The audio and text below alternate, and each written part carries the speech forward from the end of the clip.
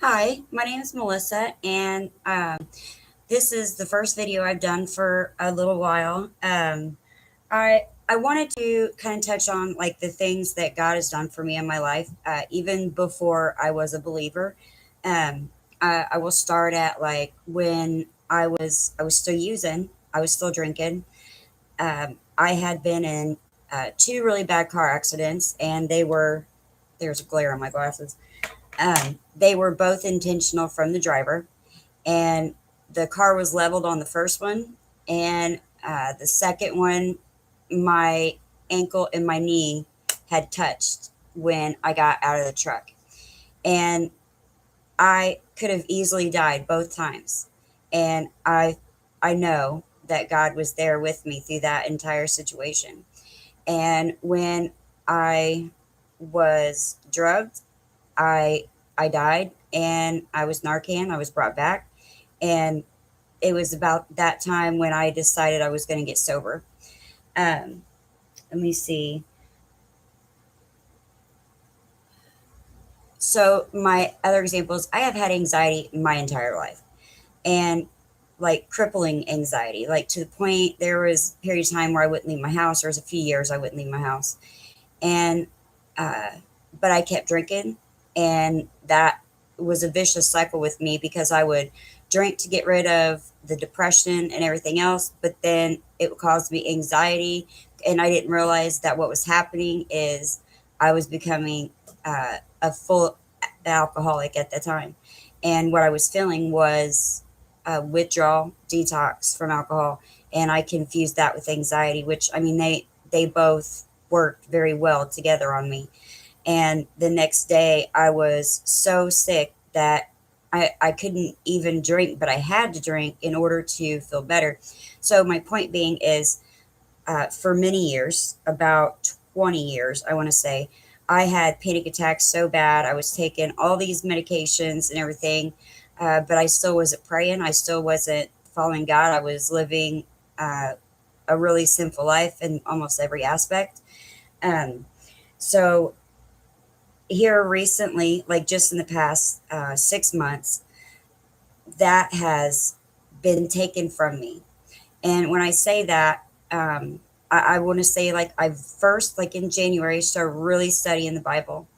And it is a very true statement that when you learn to find God and you actually put your all into it, the enemy attacks you.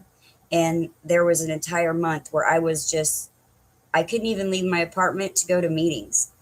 And I was like thinking in my mind, okay, God, why if I'm, living a better life and everything, why am I being attacked like this? And I actually ended up in the hospital, and like I almost wrecked my car, everything, because I had this horrible panic attack. But um, when I came out on the other side of this, I have not had anxiety. I've been able to rest peacefully. And that is something that I still struggle with because in my past relationships, if there was ever peace and quiet, it was always calm before the storm. So, I now kind of worry just instinctively because of the way I used to live my life, that this is just calm before the storm. But I'm learning that when you're living right, God shows up and He lets you live peacefully. So that's awesome that that has happened, and that's actually a very big deal because I've never went 2 weeks at a time, let alone 1 week. Okay, uh, I wake up with anxiety. I go to sleep with anxiety. Everything I do is ridden with anxiety, and that I cannot express to you what that feels like to just be relieved of that without having to take 50 prescription medications. It's amazing. Um, I Another example is I was a few months back when the anxiety was getting ready to start. It was before I had my panic attack. I was doing laundry. It was getting hot outside, and I hadn't eaten, so I was kind of shaky from that. And I got all my stuff in the car, And I always have my phone hooked up to my car, so I listen to music from my phone in my car. And I started feeling that anxiety, and I was like, God, while I was driving, I was praying out loud. I was like, God, please just take this from me. And my phone changed from the song that it was playing, okay, to another song in the middle of it. And it was the song Gyra, okay? And it's by Elevation Worship, I think is who it's by. And the exact lyric said, and I will be calm in every situation, or I will be content in every situation. Get out of the cabinet. I'm sorry, my cat is defiant. But that spoke to me. It was like, oh my gosh, God hears me. And I automatically, that fear went away. And so that was really awesome. Another example, but I'm going to keep it a little short, and I'm going to get my cat out of the cabinet. Get out of the cabinet. Out, out. Okay. So, okay. And so another one was I was having, I'm not going to say any names or anything like that because, it's supposed to be, anonymous. So I was praying the other day, and I was crying. It was about a situation that was um, giving me I'm having a hard time with accepting others that don't have the same beliefs that I do. Because I feel like I have to stand up for God, but God stands up for himself. So um, there was somebody where I was at who almost caused me to want to stop going to AA, to attend meetings, because the there was a difference in belief. Okay. So for a couple of days, I was really wrestling with this. And I finally went to my prayer bench, and I was crying. I burnt my incense, I had my oil, everything. I was really, I needed an answer.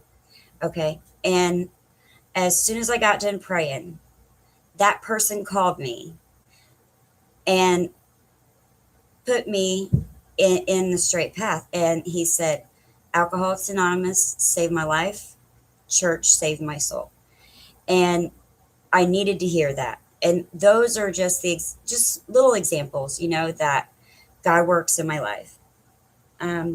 In 2025, January 2025, I still was not, I was going to church every now and then, but I was working at a recovery center. So, and they talked about God a lot. So I felt like, well, that's enough. But it wasn't enough to, if I died at that moment, I wouldn't have been, I would have been separated from God.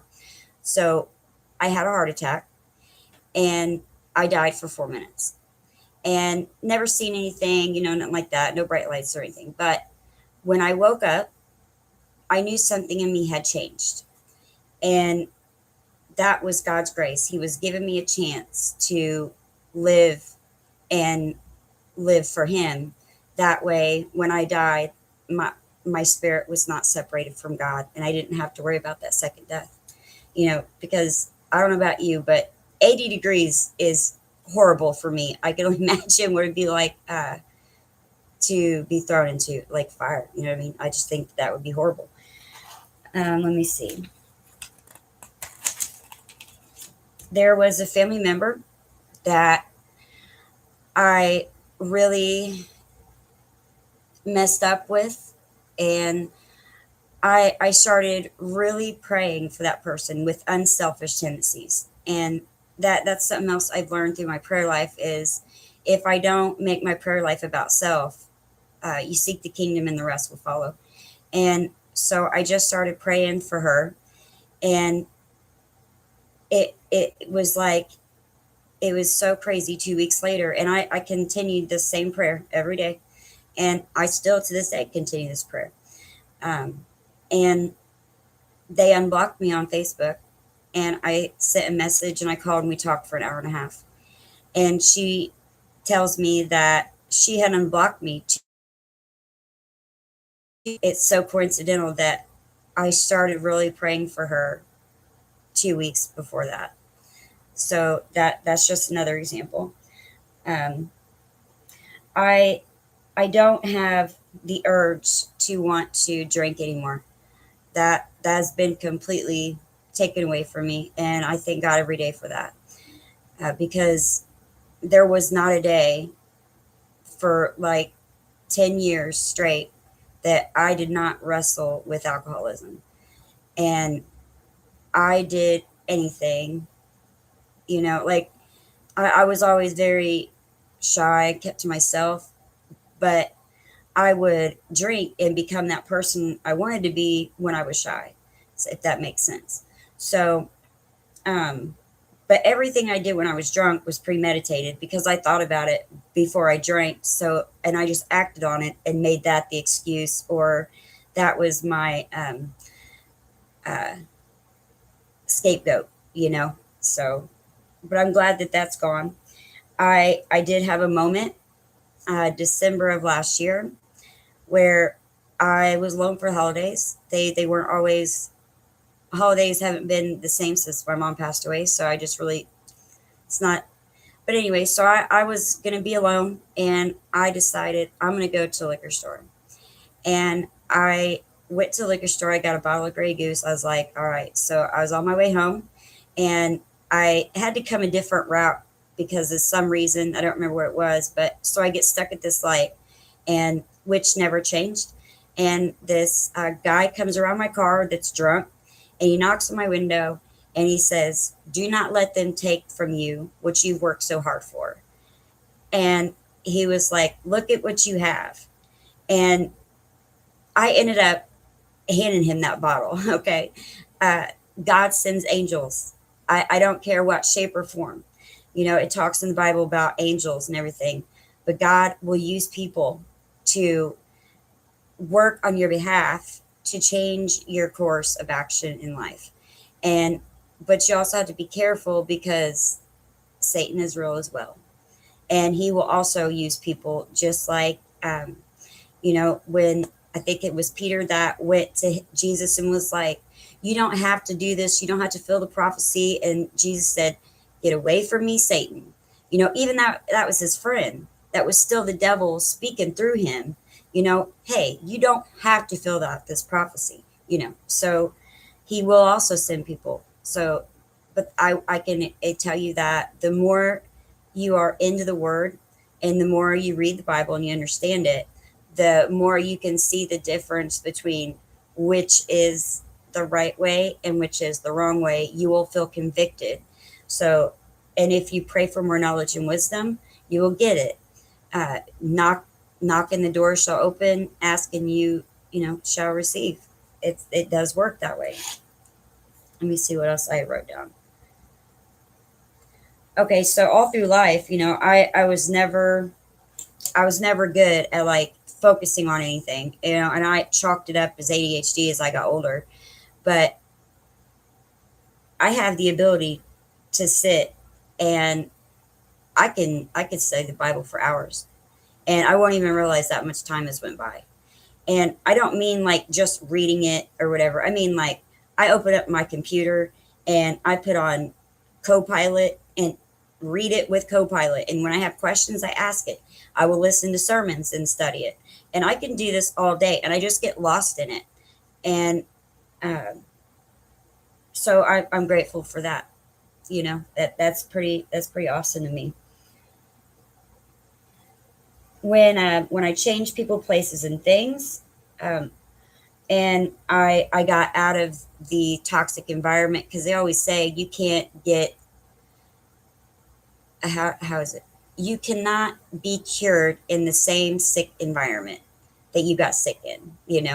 So when I got out of that, I never thought I would be able to sit by myself because I had the anxiety.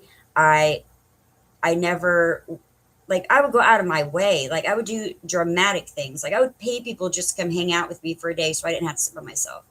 Because as soon as I thought that somebody was leaving, I panicked, like full blown panic attack. And today, it's me and my cat, and I'm so grateful for that because that was so hard for me. Like it. it was life altering events that I had to create in order to not be by myself. And it was because of all the corruption the way I was living. I wasn't even content with myself. And of course, I didn't see that at the time, but that's because I lived in this delusion of, alcohol and drugs and pills and just the people, everything I did was just full of toxicity. But when that is gone, I can't, the best way I can put it is God did for me, I could never do for myself. And that was show me peace and contentment. So, my question is, what has God done for you? And what are you doing for God? In a reciprocating relationship that is His will and not yours. That's the hard part.